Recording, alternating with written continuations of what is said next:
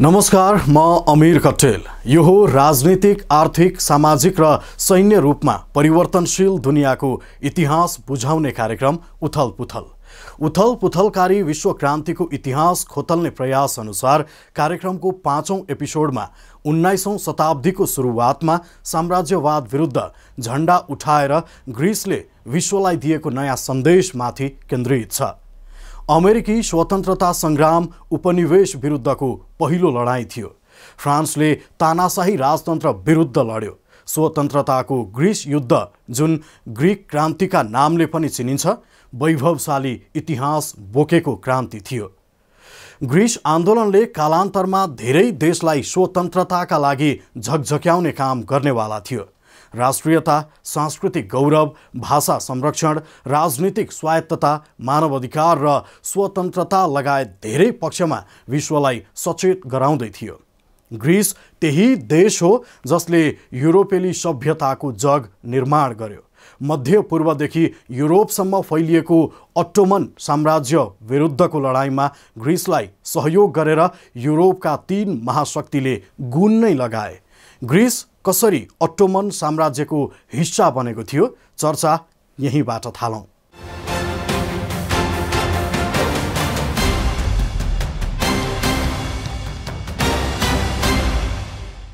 प्राचीन ग्रीस अर्थात् ईसापूर्व 8औं शताब्दीदेखि ईसापूर्व 146 सम्मको अवधिलाई पश्चिमा सभ्यताको जग मानिन्छ।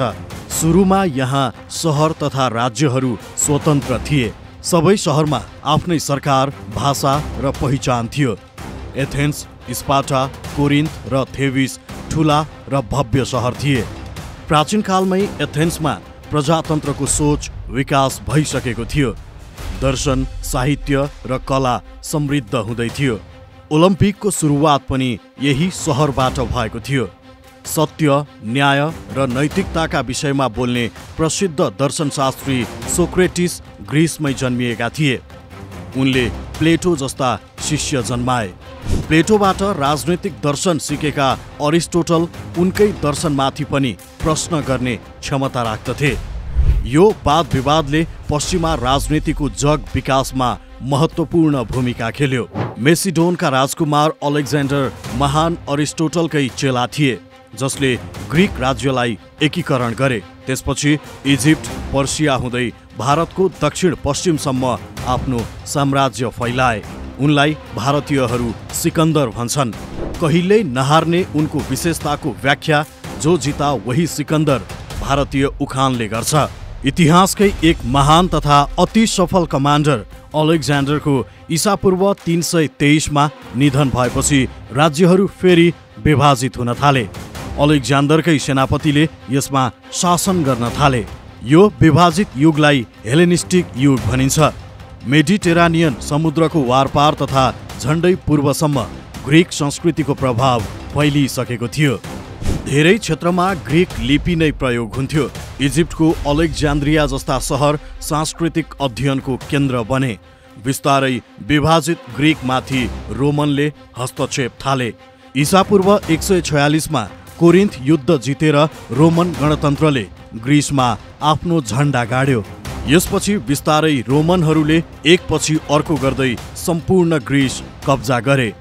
ईसापूर्व 29 जुलियस सिजरले शासन सत्ता आफ्नो हातमा लिएर आफूलाई सम्राट घोषणा गरे। यस अवधिमा पनि ग्रीक भाषा र संस्कृतिको प्रभाव रोमन सभ्यतामा गहिरो थियो। यसलाई ग्रीको रोमन संस्कृति पनि भनिन्छ। 4औं शताब्दीसम्म आइपुग्दा रोमन साम्राज्यमा विभाजन आइसकेको थियो। पूर्वी रोमन सम्राट कन्स्टान्टिन द ग्रेटले अन्य भूभाग कब्जा गर्न थाले। पूर्वी रोमको राजधानी बाइजान्टिन भएकाले यस साम्राज्यलाई बाइजान्टिन भनिन्छ। यस सहरलाई कालान्तरमा सम्राट कन्स्टान्टिन द ग्रेटको नामबाट कन्स्टान्टिनोपल भनियो, जुन अहिलेको टर्कीको इस्तानबुल हो। सन् 307 देखि 337 सम्म कन्स्टान्टिनले ग्रीसमा राज गरे। यी पहिलो त्यस्ता रोमन सम्राट थिए जसले धर्म फेरेर आफूलाई इसाई घोषणा गरे अनि अर्थोडक्स चर्चलाई एकीकृत बनाए र इसाई धर्मलाई राज्य व्यवस्थासँग जोडिदिए।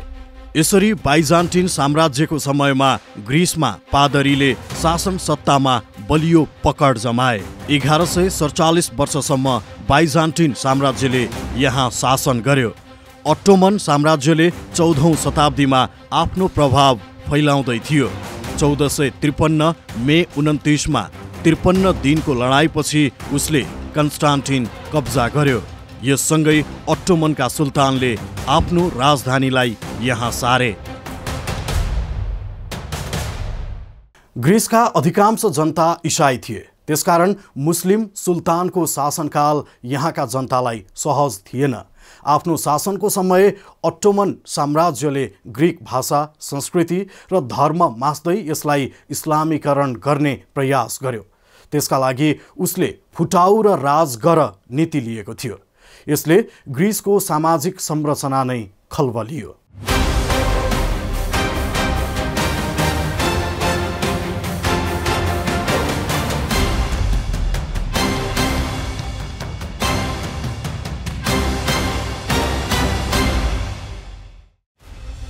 प्राचीन समयदेखि नै ग्रिस एउटा सिङ्गो देश थिएन, बरु धेरै सहर, राज्य र फरक पहिचान सहितको केन्द्र थियो।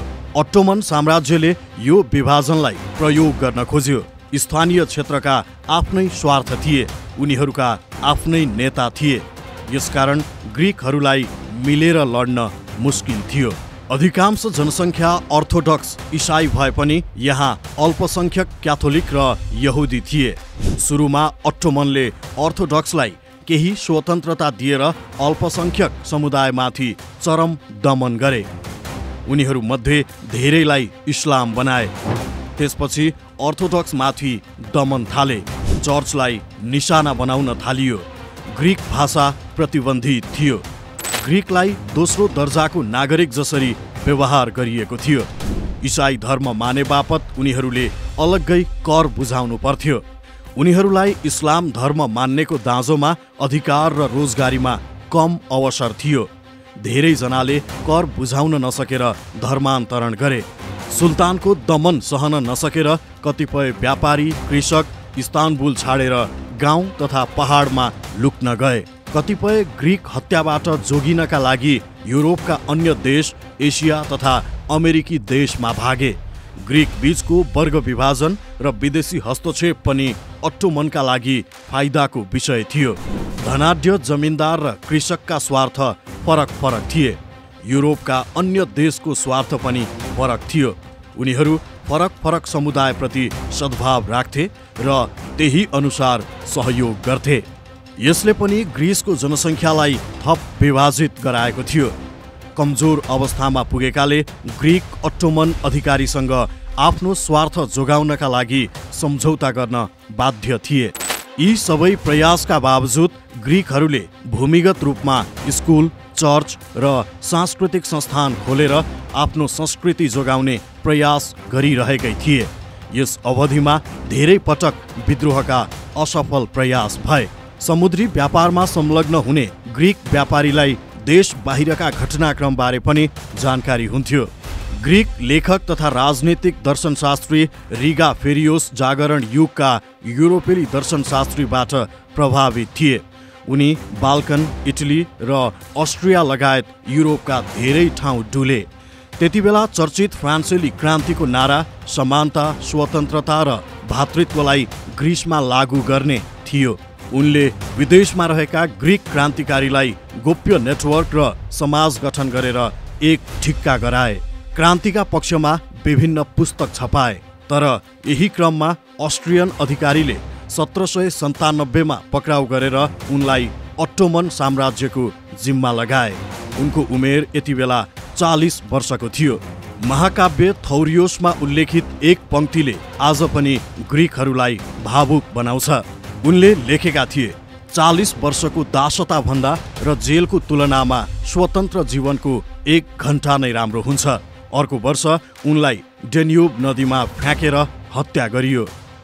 उनले भनेका थिए, मैले एउटा समृद्ध बिउ रोपेको छु, मेरो देशले त्यसको फल पाउने समय आउँदैछ। फेरियोसलाई आज आधुनिक ग्रिकका एक राष्ट्रपिता र स्वतन्त्रता तथा राष्ट्रिय पहिचानका मानकका रूपमा लिइन्छ। फेरियोसको हत्याले ग्रिक क्रान्तिकारीहरूलाई थप एकजुट बनायो। 1814 मा 3 जना क्रान्तिकारीहरू रुसको ओडिसामा, जो अहिले युक्रेनमा पर्छ, एउटा भेला राखे। ग्रिसलाई अटोमनबाट छुट्याउनका लागि फिलिकी एटेरिया अर्थात् मित्रहरूको समाज नामक भूमिगत समाज गठन गरियो।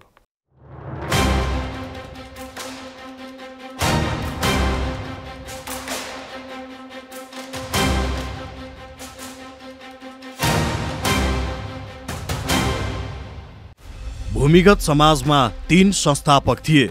आटा प्रान्तका निकोलाओस स्कोफास, पेटमोस प्रान्तका इमानुएल जेन्थोस र आयोनिया प्रान्तका अथानासियोस तोसाकालोभ।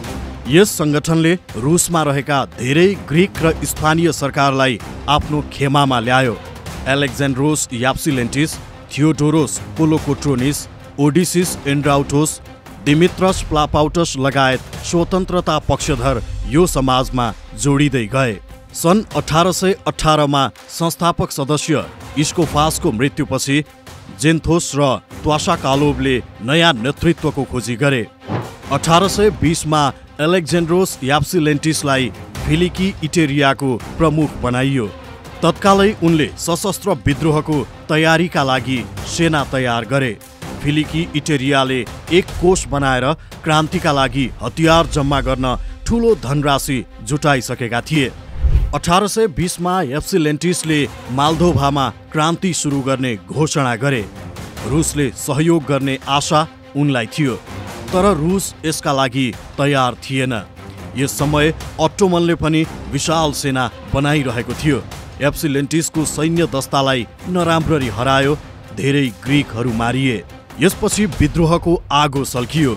1821 13 मार्च स्पेट्स टापुमा लस्करिना बोबौलिना नामक महिलाले स्वतन्त्रताको झण्डा उठाइन्। 7 बच्चाकी यी आमाले 2 पति गुमाइसकेकी थिइन्। उनी एक जहाजकी मालिक थिइन्। स्पेट्सपछि हाइड्रास र प्यासारा टापुमा पनि स्वतन्त्रताको झण्डा लहराइयो। क्रान्तिकारीहरूसँग साम्राज्यवादीसँग लड्नका लागि जहाज, हतियार र जनशक्ति जुटिसकेको थियो।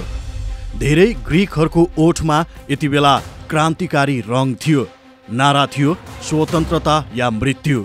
25 मार्चमा मोरियामा ग्रिकहरू जुर्मुराए। बिशप अफ पात्रासले एगिया लाब्रा चर्चमा स्वतन्त्रताको झण्डा उठाएको यस दिनलाई आज ग्रिसको राष्ट्रिय स्वतन्त्रता दिवस मान्ने गरिन्छ। पेट्रोस मेरवरो मिसेलिसको रणनीति अनुसार यहाँबाट युद्ध सुरु भयो। मार्चको अन्त्यसम्म मोरियाका धेरै ग्रामीण इलाका क्रान्तिकारीको पकडमा आएको थियो। मोरियाको राजधानी त्रिपोसिलबाट धेरै मुस्लिम भागे।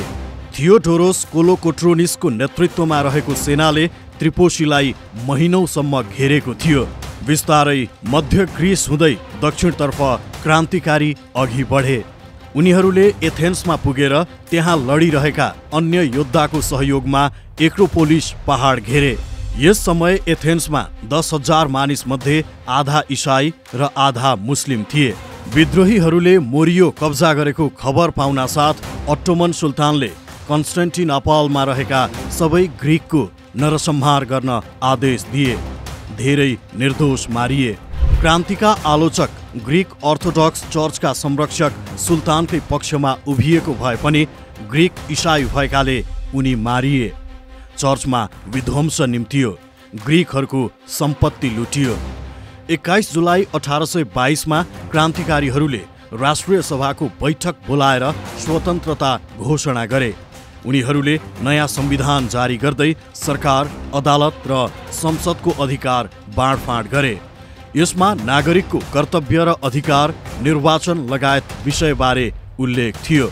अमेरिकी स्वतन्त्रता सङ्ग्राम र फ्रान्सेली क्रान्तिको प्रभाव यस संविधानमा परेको थियो। क्रान्तिको वेग बढ्दै थियो। युरोप तथा अमेरिकाबाट पनि क्रान्तिमा सामेल हुन मानिस आउन थाले। सङ्घर्षमा होमिन आएका बेलायती कवि लर्ड बाइरनको 1824 मा ग्रिसमै ज्वरोको कारण निधन भयो। उनी आज पनि ग्रिक स्वतन्त्रताका नायक मानिन्छन्। बाइरनबाट प्रभावित भएका दार्शनिक डाक्टर स्यामुएल ग्रिडली होवे लगायत धेरै अमेरिकी पनि ग्रिस आएका थिए।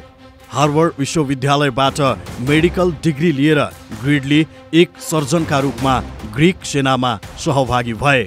1824 को अन्त्यतिर क्रान्तिकारी बीच नै विभाजन सुरु भइसकेको थियो। नेताहरूले आफूले कब्जा गरेको ठाउँमा आफै नेतृत्व गर्ने महत्त्वकांक्षा पाले। अर्को समुदाय र क्षेत्रका मानिसहरूमाथि आक्रमण थाले। यसरी धेरै क्रान्तिकारी एक आपसमा लडेरै मारिए। मौकाको फाइदा उठाएर अट्टोमन साम्राज्यले फेरि सैनिक जुटाउँदै विभिन्न इलाकामा हमला गर्यो। 26 फेब्रुअरी 1825 मा इब्राहिम पासा 4000 पैदल सेना र 400 जना घोडासवार लिएर इजिप्टबाट हिँडे। मोरियाको मेथोनीसम्म आइपुग्दा उनको सेनाको सङ्ख्या बढेर 15,000 पुगिसकेको थियो। उनीहरूले यहाँ सहर र महल कब्जा गरे। ग्रिकबाट मोरिया फिर्ता लिने उनीहरूको योजना थियो। 25 अप्रिलसम्म उनीहरूले कोरोनी र पाइलोसका महल कब्जा गरिसकेका थिए। 20 मेमा पापा फ्लेससले ग्रिकलाई एकजुट गराएर इजिप्टका सेनालाई खेद्ने प्रयास गरे। 3000 ग्रिक सेना इब्राहिममाथि हमला गर्नका लागि दक्षिणतर्फ बढे। तर इब्राहिमको सैनिक सङ्ख्या ठुलो देखेपछि आधा सैनिक भागे। बाँकी सेनाले बहादुरीपूर्वक लडे, तर अन्ततः हार्नु पर्यो। यस युद्धमा पापा फ्लेसस सहित 1000 ग्रिक मारिए। भनिन्छ इब्राहिमले पापा फ्लेससको बहादुरीको प्रशंसामा भनेका थिए, यदि सबै ग्रिक तिमी जस्तै थिए भने म यो अभियानमा भाग लिन्न थिएँ। इब्राहिमले मोरियाको राजधानी त्रिपोलिस क्रान्तिकारीहरूबाट फुत्काए। तर 24 जुनमा यानिस मकरियानिस र डेमोट्रियोस एप्सिलेन्टिसको नेतृत्वमा रहेको 500 फौजसँग इब्राहिमको 5000 को विशाल सेना हार्यो। चमत्कार झैँ लाग्ने यो लडाईँपछि फेरि ग्रिकहरूको मनोबल बढ्यो। इब्राहिमको अबको नजर पश्चिमतर्फ मिसोलोन्गी सहरमा थियो। सुल्तानले आदेश दिएका थिए, या मिसोलोन्गी कब्जा हुनेछ या तिम्रो शिर काटिनेछ। पश्चिम ग्रिसमा यो तेस्रो घेराबन्दी थियो। पर्खालले घेरिएको मिसोलोन्गी भित्र छिरेर जित्न सहज थिएन। नोटिस बोत्सारिस र कित्सोस तन्जावेलस जस्ता बहादुर योद्धाको नेतृत्वमा झन्डै 3000 क्रान्तिकारीले यस सहर रक्षा गर्ने प्रयास गरेका थिए। 1 वर्षसम्म इब्राहिमले सहरमाथि आक्रमण गरिरहे। यति बेलासम्म क्रान्तिकारीहरू भोका र बिरामी भइसकेका थिए। कमान्डरले उनीहरूको बचाउका लागि सहर छाड्न आदेश दिए पनि उनीहरू बाँचुन्जेल सहर रक्षा गर्ने भन्दै भिडिरहे। यति बेलासम्म इब्राहिमको सेना पर्खाल नाघेर सहरभित्र छिरिसकेको थियो। ग्रिकहरूमाथि हत्या, लुटपाट र बलात्कार भयो। भाग्न खोजेका 7000 मध्ये 1000 मात्रै सफल भए। बाँकी रहेका कतिलाई मारियो, कतिलाई दास बनाइयो। ग्रिक इसाई महिलालाई इजिप्टका सैनिकले यौन दासी बनाए। यहाँ मारिएका 3000 को शिर छेदन गरेर टर्कीका सहरमा प्रदर्शन गरियो। तर अट्टोमनलाई यसको मूल्य चर्को चुकाउनु पर्ने थियो, किनकि यस बर्बरताका कारण पश्चिम युरोपमा ग्रिक इसाईप्रति सद्भाव बढ्न थालेको थियो। टर्किसहरू मिसोलान्गीको सफलतापछि मध्य ग्रिस कब्जा गर्ने अभियानमा थिए।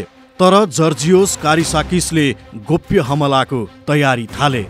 18 नोभेम्बर 1825 मा मुस्तफा बेको 2000 सैनिकलाई ग्रिक क्रान्तिकारीले आराचोआमा रोके।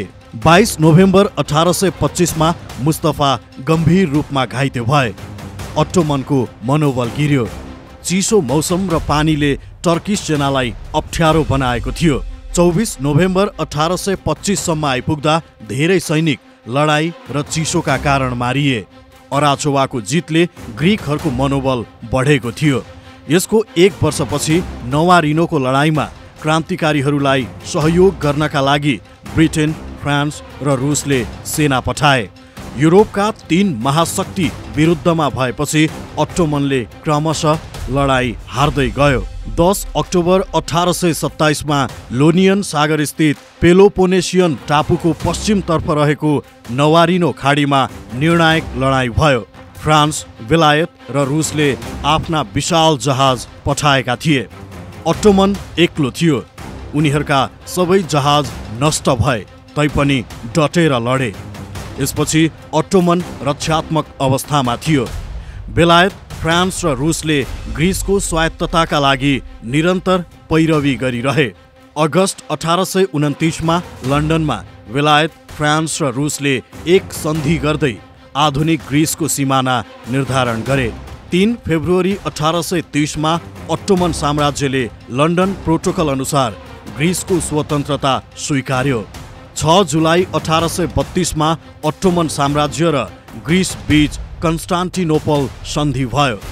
यस सन्धिसँगै स्वतन्त्रताको युद्ध समाप्त भएको घोषणा गरियो। अट्टो अफ बाभारिया ग्रिसको राजा बने। ग्रिस आन्दोलन त्यहाँका क्रान्तिकारीहरूले लडेको स्वतन्त्रताको एक सफल युद्ध थियो, जसलाई ब्रिटिस, फ्रान्स र रुसको पनि समर्थन थियो। ग्रिस युद्धले आधुनिक ग्रिसको गठनको भूमिका खेल्यो। इतिहासका रचनाकारहरू वार्षिकोत्सव मनाउन मन पराउँछन्, विशेष गरी शताब्दीहरू। आज पनि 25 मार्चलाई विश्वभरका ग्रिकहरू स्वतन्त्रता दिवसका रूपमा मनाउने गर्छन्।